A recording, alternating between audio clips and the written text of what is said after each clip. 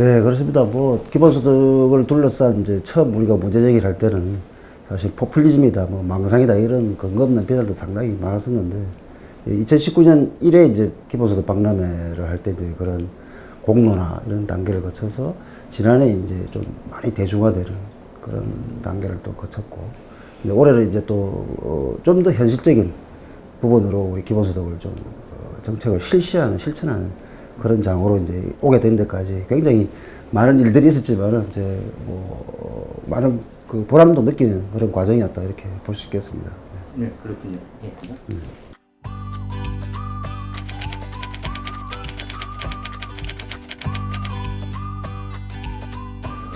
28일 그 이제 그 첫날에는 개막식과 이제 국제 컨퍼런스가 이제 열리고요. 그다음에 이제 지방정부 협의회 창립 총회라는 것이 열립니다. 이제 조금 생소하실 텐데 전국에 한 75개 지방정부가 참여하는 굉장히 큰 이제 지방 기본소득을 실천하는 그러한 하나의 주체로서 이렇게 모여서 하게 되고요. 또 이제 저희들이 온라인과 오프라인을 동시에 하는데 오프라인 행사로는 이제 일산 키텍스에서 13개 정도의 전시관이 있습니다. 그래서 저희들이 기본소득 체험관이라든지 지역화폐 뭐 전시관이라든지 청년 기본소득 체험관이라든지 등등 굉장히 다양한 그런 전시관도 이제 있습니다. 물론 이제 사전 등록을 하셔야 홈페이지에 등록을 하셔야 이제 신청을 하실 수 있고 참여를 하실 수 있습니다. 그래서 그런 다양한 행사들이 있다 이렇게 말씀을 좀 드리고 싶습니다.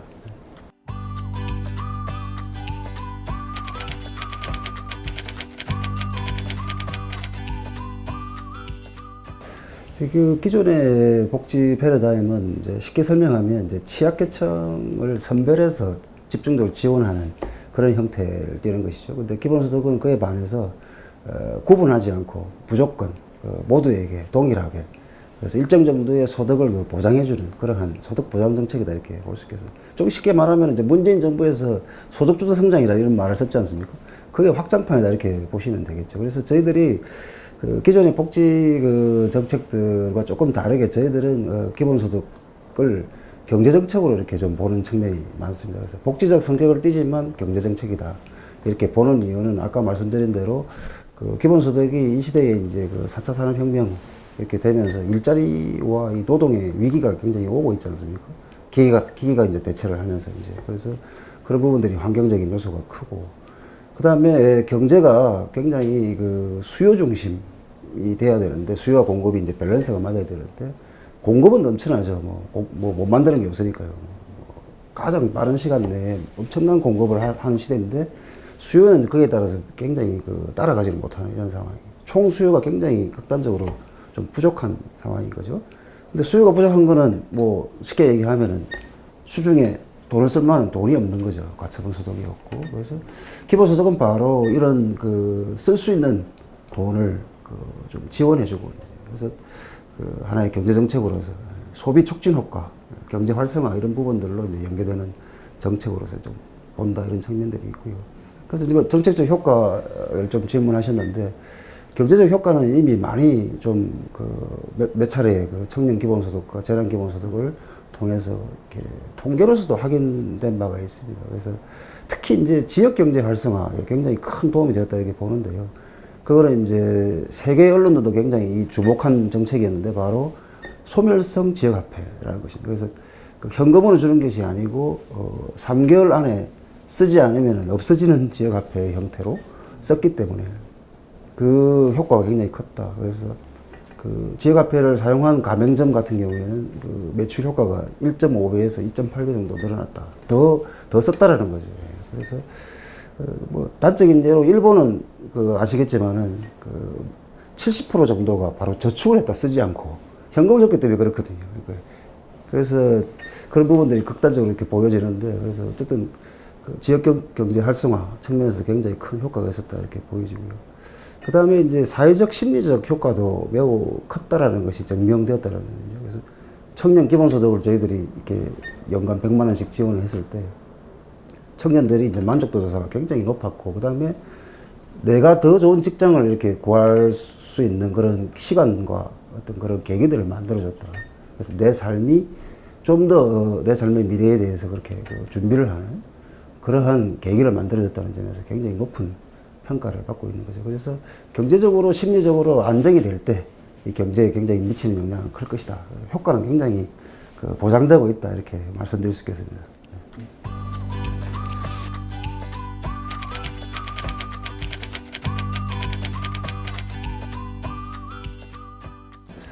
그거는 굉장히 좀 너무 엇나간 좀 어떻게 보면 좀 무리한 그런 분석이다 이렇게 생각합니다. 옛날에는 그게 통했을 수도 있어요. 근데 지금은 왜 그러냐면은 아까 말씀드렸듯이 4차 산업혁명이라는 환경적 요소가, 경제적 환경 요소가 많이 변했고, 그 다음에 요즘 젊은 친구들 보면은 굉장히 일과 노동에 대한 관점이, 태도가 많이 바뀌었어요. 그래서 50대, 60대처럼 굉장히 막 죽으라고 일만 하는 그런 시대는 아니잖아요. 그죠? 자기 삶의 만족을 굉장히 중요시하고 그런 시대이기 때문에 그러한 환경적 변화를 좀 잘 읽어봐야 된다 이런 생각이 듭니다. 그리고 이것은 이제 기본소득은 말이 아니고 이제 경험을 통해서 우리가 검증을 해야 되는 그런 부분들인데, 예를 들어서 최근에 이제 미국의 캘리포니아에 이제 스톡턴시라는 데가 있는데 여기에 월 $500씩 이제 지급을 했습니다. 그래서 실험을 했는데 만족도는 굉장히 높았고, 물론.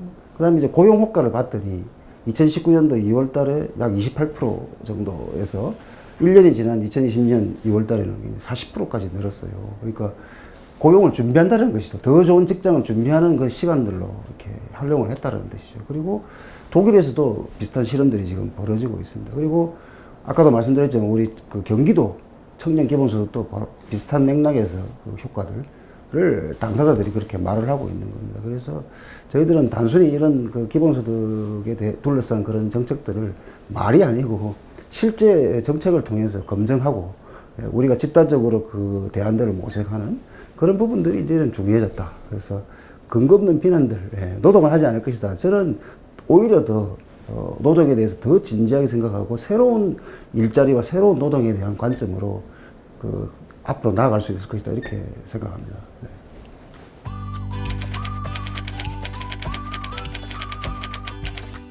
네, 뭐 할 수는 있겠지만 만병통치약은 아니다 이렇게 생각합니다.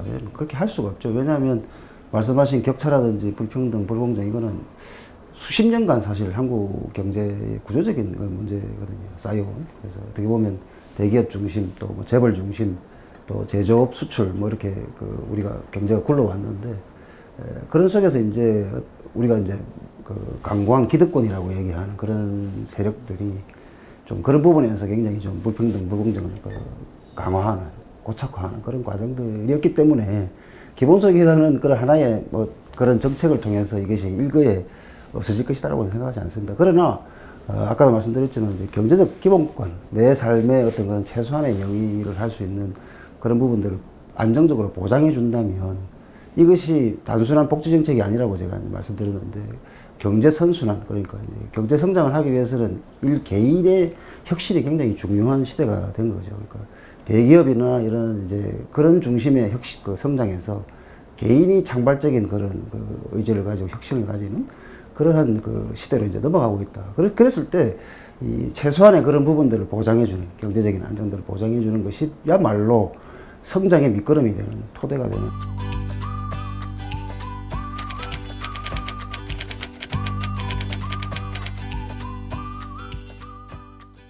네, 뭐 계속 얘기되는 건데, 단순한 이제 복지 정책을 넘어서 최소한의 인간적인 삶을 보장하고, 그 다음에 경제 정책으로서 어떤 그런 효용성을 극대화하는 그러한 지향점을 이제 가진다고 볼 수 있겠습니다. 그래서 단순히 복지라면 기본소득이라는 말을 이제 작년에 이제 재난 지원금이라는 말을 썼는데, 저희들은 재난 지원금이라는 말을 쓰지 않습니다. 재난 기본소득이라고 쓰는 거죠. 왜 그러냐면 지원은 수동적인 거죠. 근데 위기의 시대이고 재난의 시대인데 국민들이 낸 세금으로 지원을 받는 건 당연한 거거든요. 권리라고 생각하는 거죠. 그래서 재난 기본소득이다 이렇게 저희들이 이제 좀 명명을 해서, 다른 사람들도 막 공격을 많이 했죠. 이게 어떻게 기본소득이냐 이렇게 얘기를 하는데, 정책이라는 것은 불변의 그런 어떤 변하지 않는 그런 것이라고 생각하지 않아요. 그래서 그 시대가 어떤 시대에 따라서 정책의 어떤 그런 내용이나 방향성도 달라질 수 있다고 봅니다. 그래서 좀 유연하게 저희들은 기본소득을 다각도의 관점에서 바라볼 때 이것이 복지정책을 뛰어넘어서 하나의 경제정책으로서 성장의 그런 밑거름이 되는 그런 부분들로 우리가 지향점을 삼고 있다 이렇게 말씀드릴 수 있겠습니다.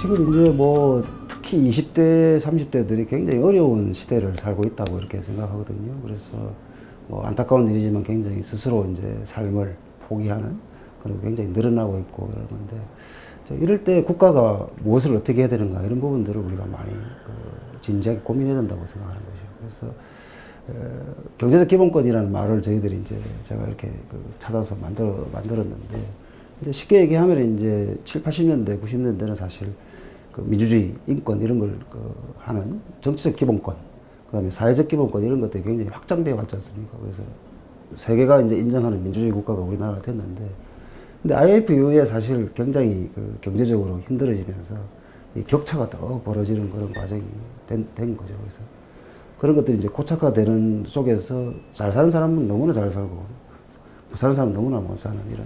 그래서 개인의 어떤 그런 경제적 기본권이 굉장히 위태로운 지경에 이르렀다. 저희들은 그렇게 판단하고 있습니다. 그래서 근데 그 경제적 기본권을 이루는 그 핵심적인 내용이 뭐냐, 이제 이런 부분들을 생각하지 않을 수가 없는 거죠. 그랬을 때 저희들은 세 가지로 본 거죠. 이제 첫 번째는 소득이 어느 정도 안정적으로 보장돼야 되고, 두 번째는 주거, 사는 곳이 이제 요즘 부동산 문제가 많은데요. 이제 주거의 문제. 그 다음에 이제 돈이 없이는 못 살지 않습니까? 현대에서. 그래서 금융의 문제.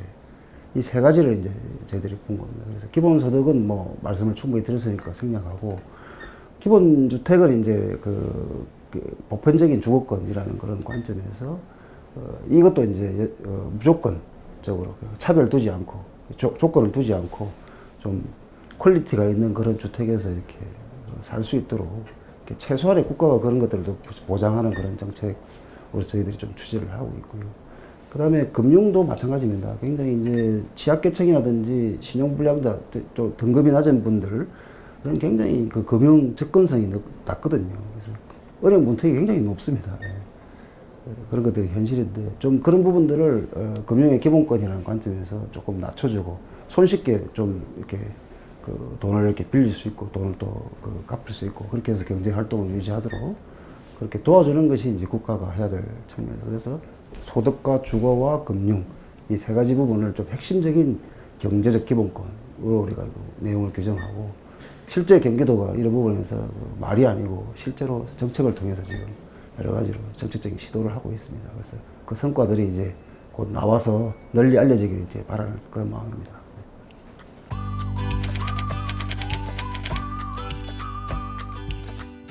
특별히 하고 싶은 얘기보다는 이제 박람회에 굉장히 많이 와주시면 좋겠다 이런 말씀 꼭 드리고 싶습니다. 그래서 올해 박람회의 그 주제가 대상과 함께하는 기본소득입니다. 그래서 좀 더 그 기본소득이 아직도 그 국민들에게는 조금 생소하고 좀 어려운 그런 것이 사실인데 조금 이 어려운 내 삶을 좀 이렇게 인생을 동반자라고 표현하는데 그래서 동반자의 어떤 그런 개념으로 그래서 미래의 내 인생을 설계할 수 있는 하나의 그런 계기가 될 수 있는 그런 것들로 기본소득을 인식해 주시면 굉장히 좀 이번 박람회가 좀 의미 있게 다가오지 않을까 이렇게 생각합니다. 그런 관점에서 여러 가지 이제 뭐 학술적인 논의라든지 전시관 이런 것들을 많이 저희들이 준비를 했으니까 바쁘시더라도 조금 참여하시면 훨씬 좀 유익한 시간이 되지 않을까 이렇게 생각합니다. 많이 찾아주시면 감사하겠습니다. 고맙습니다.